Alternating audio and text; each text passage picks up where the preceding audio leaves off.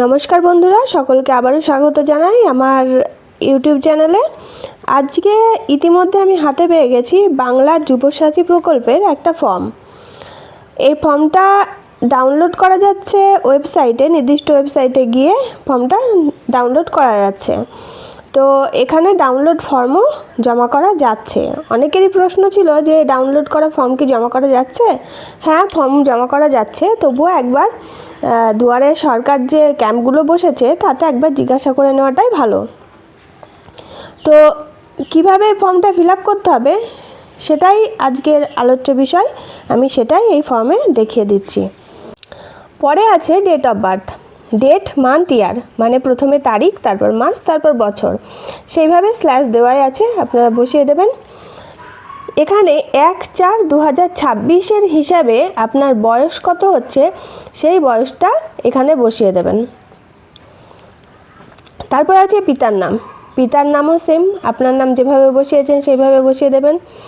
মায়ের নামও ঠিক ওই একইভাবে দেখিয়ে দেবেন, বসিয়ে দেবেন। স্পাউস নেম, স্বামী বা স্ত্রীর নাম, আপনার যদি বিয়ে হয়ে থাকে তাহলে স্বামীর নাম, আর যদি না থাকে তাহলে স্কিপ করে দিতে পারেন, বা স্ত্রীর নাম স্কিপ করে দিতে পারেন। এবার ক্যাটাগরি, আপনি কোন ক্যাটাগরির মধ্যে পড়ছেন সেই ক্যাটাগরিটা প্রথমে সিলেক্ট করবেন এখানে। তারপর তার যদি সার্টিফিকেট থাকে সেই সার্টিফিকেটের নাম্বারটা এখানে বসিয়ে দেবেন। তারপর ম্যারিটাল স্ট্যাটাস, বৈবাহিক সম্বন্ধ, আপনি বিবাহিত হলেন বিবাহিত টিক করবেন, উইডো হলেন উইডোতে টিক করবেন, আপনার জন্য যেটা প্রযোজ্য সেই জায়গাতে টিক করে দেবেন। তারপর আছে কন্ট্যাক্ট ডিটেলস, আপনার ঠিকানা এখানে যেভাবে আছে, প্রথমে ভিলেজ, পোস্ট অফিস, বাড়ির নাম্বার, গ্রাম পঞ্চায়েতের নাম, ব্লক, মিউনিসিপ্যালিটি বা কর্পোরেশনের নাম, পুলিশ স্টেশন, জেলা, পিনকোড, রাজ্যের নামটা এখানে দেওয়াই আছে। আপনাদের বাকিগুলো এখানে পরপর সব কিন্তু ক্যাপিটাল লেটারে দেবেন, এখানে ফিল আপ করে দেবেন। তারপর চলে আসি আমি পরের পৃষ্ঠায়।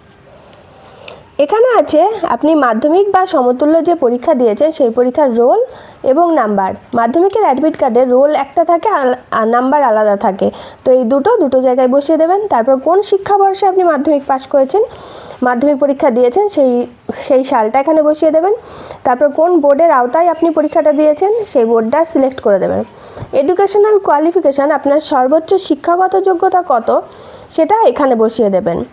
বর্তমানে আপনি কোন পেশার অন্তর্ভুক্ত বা কী কাজ করেন সেটা এখানে বসিয়ে দেবেন। তারপর আসে ব্যাংক ডিটেলস, আপনার ব্যাংকের নাম এখানে ক্যাপিটাল লেটারে বসিয়ে দেবেন। ব্যাংকের ব্রাঞ্চের নাম আপনার বইয়ের উপরের দিকেই দেওয়া থাকে যে আপনার কোন ব্রাঞ্চের ব্যাংক, তো সেইখানে সেই নামটা দিয়ে দেবেন। তারপর আপনার bank account number, IFSC code সব আপনার বইয়েই আছে, পাস বইয়েই আপনি পেয়ে যাবেন এগুলো। এবার আপনি অন্য কোনো সরকারি সাহায্য পাচ্ছেন কিনা বা ভাতা পাচ্ছেন কিনা, শিক্ষাগত সুযোগ সুবিধা বা কোনো রকম বৃত্তি ছাড়া পাচ্ছেন কিনা সেই জায়গায় টিক করবেন। যদি আপনি পান তাহলে হ্যাঁ টিক করবেন, যদি না পান তাহলে নাই টিক করবেন। যদি আপনি পেয়ে থাকেন তাহলে তার ডিটেলস এখানে আপনাকে সাবমিট করতে হবে। তারপর এখানে কি কি কাগজ লাগছে, মাধ্যমিক বা সমতুল্য পরীক্ষার অ্যাডমিট কার্ড, যেহেতু অ্যাডমিট কার্ড দিচ্ছেন এখানে টিক দিয়ে দেবেন। মাধ্যমিক বা সমতুল্য পরীক্ষার মার্কশিট বা শিক্ষাগত যোগ্যতার সার্টিফিকেট, মার্কশিট বা সার্টিফিকেট যে কোনো একটা দিলেই হবে, এখানে টিক দিয়ে দেবেন। আধার কার্ডের জেরক্স কপি এখানে টিক দিয়ে দেবেন। ভোটার কার্ডের জেরক্স কপি টিক দিয়ে দেবেন। ব্যাংকের অ্যাকাউন্ট বা পাসবইয়ের প্রথম পাতা জেরক্স করে এখানে দিয়ে দেবেন।